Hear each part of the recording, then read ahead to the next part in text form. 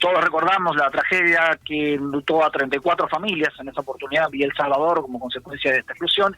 Y Contraloría ha realizado este control específico, que es un control posterior a estos hechos, y sobre todo a lo que ha sido la participación de funcionarios públicos involucrados en la concesión y la entrega de los certificados a esta unidad de transporte de gas a granel. Y lo que ha encontrado efectivamente es que hay responsabilidades administrativas en 3 de ellos y además responsabilidades penales que son trasladadas a la Procuraduría de la Presidencia del Consejo de Ministros para que ellas actúen de acuerdo a sus atribuciones. Armando, para ir entendiendo, cuando tú dices que hay irregularidades en la entrega de los certificados, ¿quiere decir que le dieron la luz verde a este camión cuando estaba en malas condiciones y por eso seguía transitando por Lima? Hay omisiones en las funcionales que tienen que ver con los requisitos que debían cumplirse justamente para que puedan obtener estos permisos. Y rápidamente puedo mencionar algunos de los que han señalado los auditores en el informe. Por ejemplo, ellos han encontrado que no advirtieron que el número de la válvula interna y la propia capacidad del camión que había entregado a la empresa, esa información proporcionada por la empresa Transgas, no coincidían con la información que estaba en los certificados de inspección de la entidad contratada justamente para verificar que coincida o que existe esta garantía.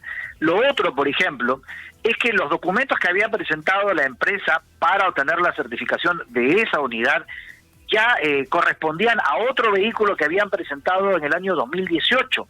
Esto tampoco se advirtió en el proceso de verificación. Un tercer aspecto tiene que ver, como consecuencia de la poca profundidad de la supervisión, es que la empresa supervisora técnica contratada por, en este caso, la entidad reguladora, había emitido un informe consignando que el tanque tenía de fabricación la fecha del 2019. Sin embargo, esto no se ajusta a la verdad porque la estructura data del año 1976, de manera no que ahí puede estamos ser, hablando ¿qué tal de una antigüedad de mentira? 44 años. Pero ¿cómo pueden poner 2019 cuando fue en el 70 y tantos? Esta inconsistencia debió ser advertida al momento de la revisión de los documentos para la entrega de la certificación a esta unidad.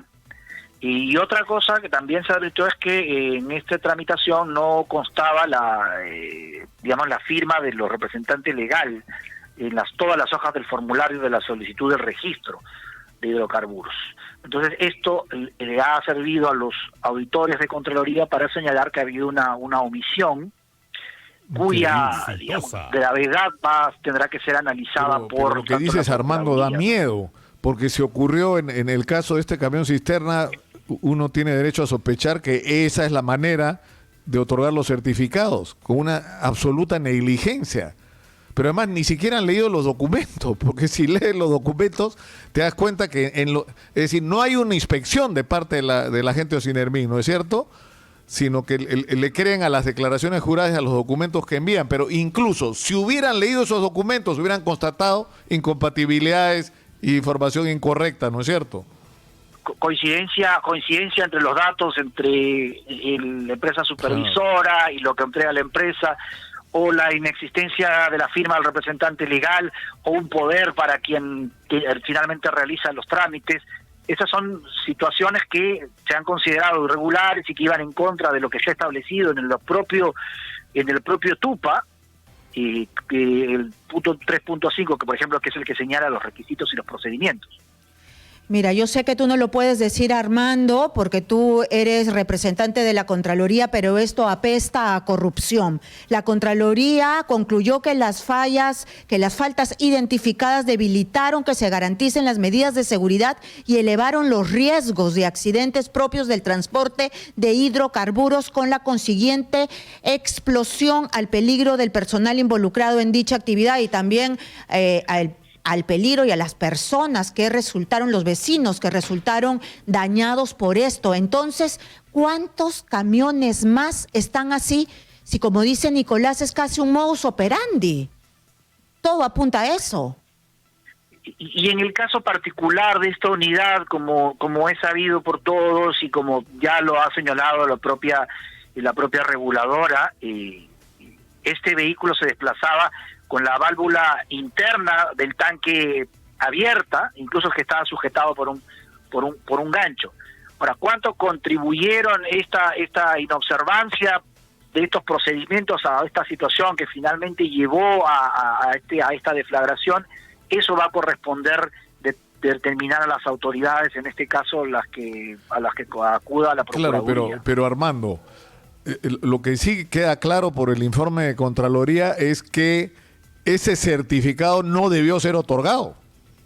O sea, si se hubieran cumplido las reglas, es denegada la solicitud y punto.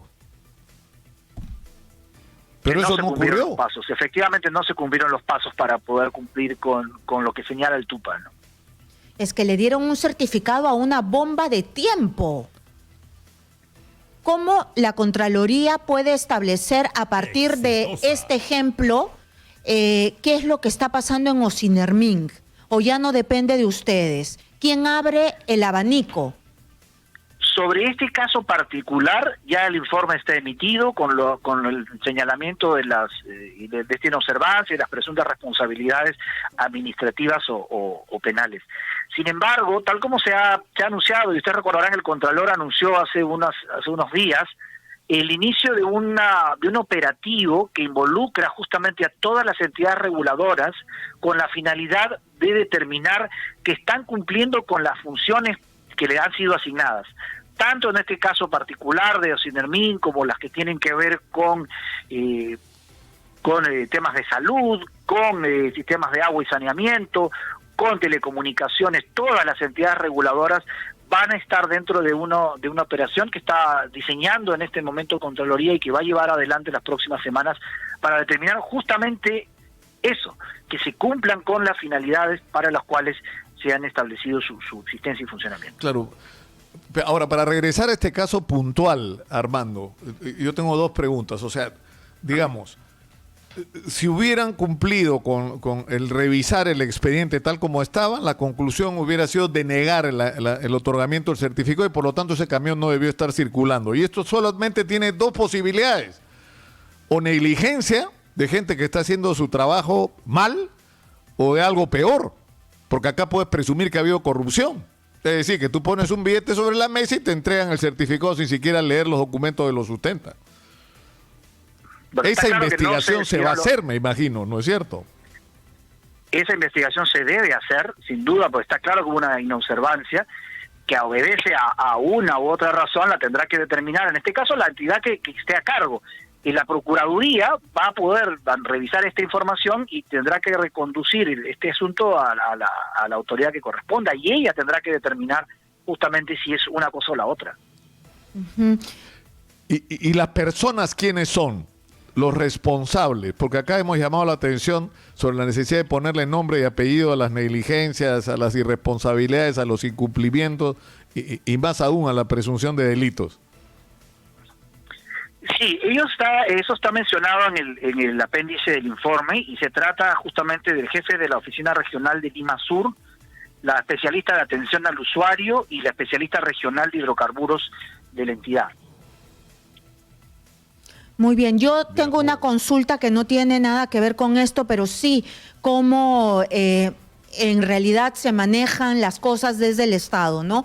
Así como nosotros tenemos todo el derecho de presumir de que algo extraño, algo apesta, hay corrupción y por algo ese camión que no debió estar en las calles estaba circulando y se pudo evitar una tragedia si es que las personas que tienen el perfil que deberían tener están sentadas en las oficinas del Estado, ¿no? Ahora se ha dado a conocer también que hay miles de swings en el gobierno. Y te pregunto esto, Armando, porque ustedes también han estado detrás de esta denuncia para ver qué es lo que ha pasado con el tema swing. Y hablan de de que hay una lluvia de millones de contrataciones a dedo en el Ministerio de Cultura, que ya hemos visto, Ministerio de Educación, Ministerio de Vivienda y Construcción, Transportes y Comunicaciones. En realidad, hablan de 1.000 millones de soles que se estarían dando para favorecer a los amigos. ¿Ustedes también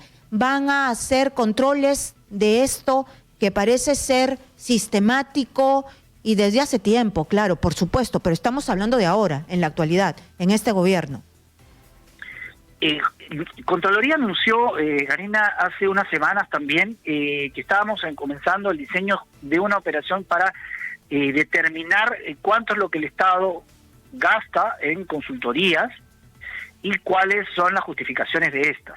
Ese es un proceso que está ya iniciándose en esta entidad, con la correspondiente acopio de información, y en cuanto eso esté listo se tendrá que dar una información seria y muy objetiva respecto de esta situación que abarcará años precedentes. Eso es una tarea que está ya en proceso aquí en Contraloría. Pero solo consultorías, porque también hay ahí temas para dejar de lado la ley de contrataciones del Estado, y si te contratan por debajo de 8 UITs no pasa nada. Todo eso ustedes van a abarcar en la investigación. Acá es lo que hay que determinar exactamente lo que se va a incluir dentro de lo que se denomina consultorías. Muchas de ellas son efectivamente contratadas bajo estos parámetros, es decir, de contrataciones de menor cuantía, efectivamente. Bueno, entonces, si va a haber investigación es porque ya se ha tomado en cuenta de que hay muchos casos como el de Richard Cisneros, ¿no? Porque es importante saber, es conocer la información, independientemente de un caso u otro, sin tener que adelantar opinión en ningún sentido. Lo que es importante es que se conozca en realidad al Estado cuánto esto le representa.